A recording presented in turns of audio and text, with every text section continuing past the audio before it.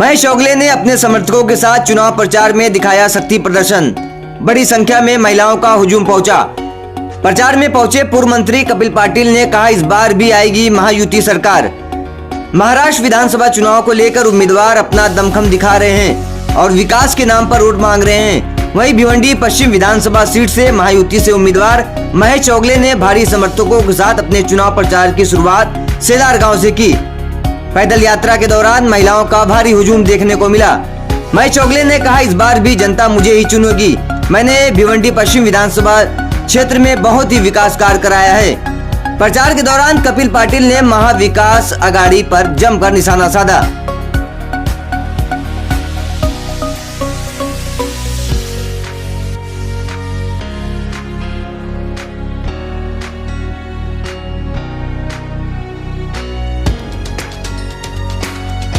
Rally में जो आपको जो लोग सुझाव दे रहे हैं, जो समर्थन दे रहे हैं, देखो मैंने 10 साल जो काम किया है उसके बेस पे पूरा भिवंडी शहर की जनता है मुझे प्रतिसाद दे रही है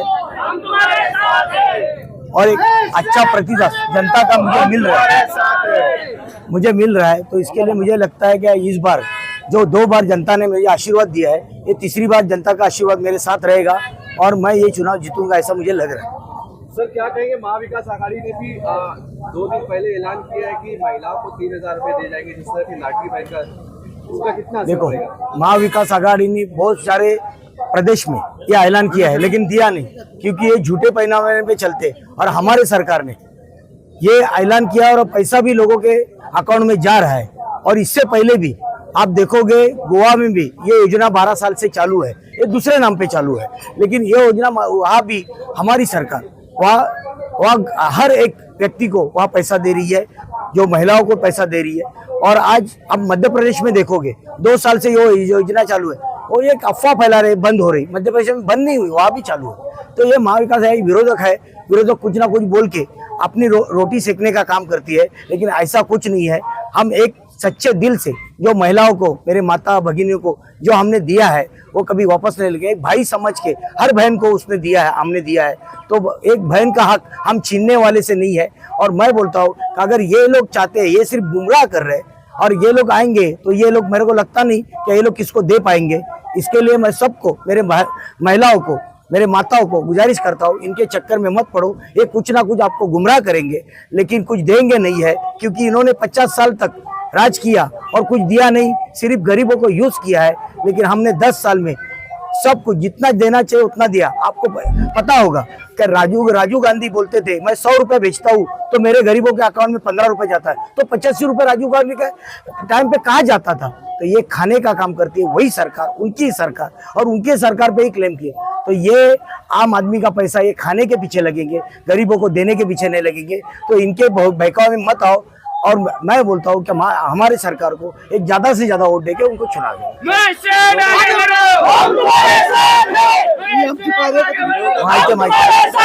विकास कामों को निशाना बनाते तो उनको आप क्या कहना चाहेंगे, उसके बारे में आप क्या कहना? अभी उनको कुछ ना कुछ तो बहाना चाहिए, तो बहाने के हिसाब से कर रहे। विकास का तो आपको भी मालूम है। ये टुकड़े निकले, सबको भी पूछो। जितने भी सभा हो रही है, हर मंच से ये कहा जा रहा है कि हमारा सीधा जो टक्कर है वो भाजपा के साथ है। तो क्यों कर रहा है? सब पार्टी वाले मेरे भी टक्कर क्यों लगा रहे? मैं तो किसको टक्कर में नहीं जानना चाहता, मेरे सब टक्कर में लगेगी चलेगा। लेकिन एक क्या, उनको एक मेरे से डर है, क्योंकि जनता मेरे साथ है। ये डर के मारे वो सब बोल रहे, क्योंकि मैंने लोगों का 10 साल में काम किया है, तो काम के माध्यम से ये सब बोल रहे। तो इसके लिए ऐसा उनके बोलने से कुछ होएगा नहीं, क्योंकि पूरा जनता का विश्वास और मेरा विकास वो जानती है जनता, और मुझे भी जनता का विश्वास मालूम है। इसके लिए मैं इस बार जनता मुझे चुना के देगी, इसको मेरे को एक खातरी है। रैली के माध्यम से आप क्या मैसेज देना चाहेंगे आपके वोटर्स को, जनता को? रैली के माध्यम से एक निवडणूक प्रक्रिया है, लोगों के दरवाजे घर घर तक जाना है, वो मैं घर घर तक पहुंच रहा हूँ। उनको मैं मेरे काम का हिसाब दे रहा हूँ, मेरे को मैं जनता को हिसाब देना है। मेरे को ये क्या नेताओं को हिसाब नहीं देना है, क्योंकि उनको दिखने वाला ही नहीं। तो मैं मेरा जनता को हिसाब दे रहा हूँ और जनता वो हिसाब से क्या निर्णय करना है वो निर्णय करेगी, इतना मुझे लगता है। मैं आपके माध्यम से भिवंडी शहर के, पश्चिम के नहीं पूरब के भी जनता को आह्वान करूंगा। गए 10 साल में 2014 से लेके 19 तक जो कुछ भिवंडी शहर में विकास हुआ है वो महायुति के नेतृत्व में नहीं हुआ है। 14 से लेकर 19 तक देवेंद्र जी मुख्यमंत्री थे, उनके नेतृत्व में मैं एमपी था, मेरे माध्यम से, भय चौगुले के माध्यम से पहली बार भिवंडी शहर को विकास क्या है वो देखने को मिला और ये सब जनता जानती है।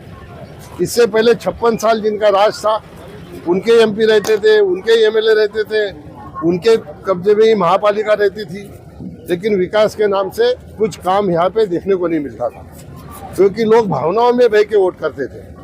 लेकिन लोगों ने जब हमें मौका दिया, यहाँ से मैं एमपी बना, भय चौगुले यहाँ से एमएलए बना, वहाँ से रुपेश मात्रे एमएलए बना, हम तीनों महायुति के थे, तब सही मायनों में भिवंडी में कंक्रीट के रोड हो, भिवंडी की मेट्रो हो, भिवंडी का अंडरग्राउंड ड्रेनेज सिस्टम हो, भिवंडी के पानी की समस्या हो, ये सारी समस्या का हल महायुति के माध्यम से हम लोगों ने किया।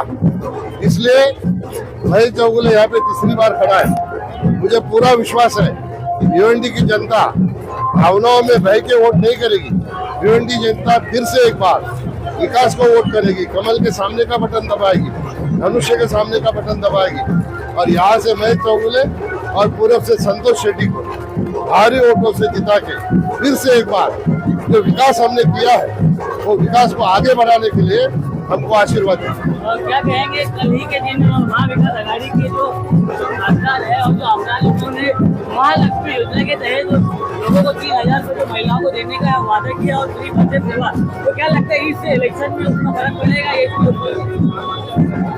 देखो ऐसा है, महाविकास आघाड़ी आश्वासन दे रही है, लेकिन महायुति ने एकनाथ शिंदे जी के नेतृत्व में, देवेंद्र जी के नेतृत्व में, अजीत दादा के नेतृत्व में हमारे बहनों को लाडली बहन योजना के माध्यम से 1500 रुपया उनको दिया है और आगे वो रकम बढ़ाने का वादा भी किया है।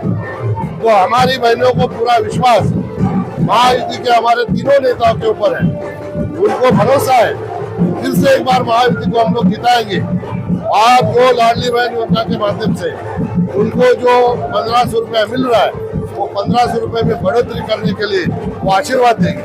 महाविकास आघाड़ी के लोग जो 3,000 रुपया देने की बात कर रहे हैं, उनके अनेक राज्यों में उनकी सरकारें आई, उनके सरकार के माध्यम से उन्होंने हमारे बहनों को जो आश्वासित किया था, जनता को जो आश्वासन दिया वो पूरा कर नहीं पाए।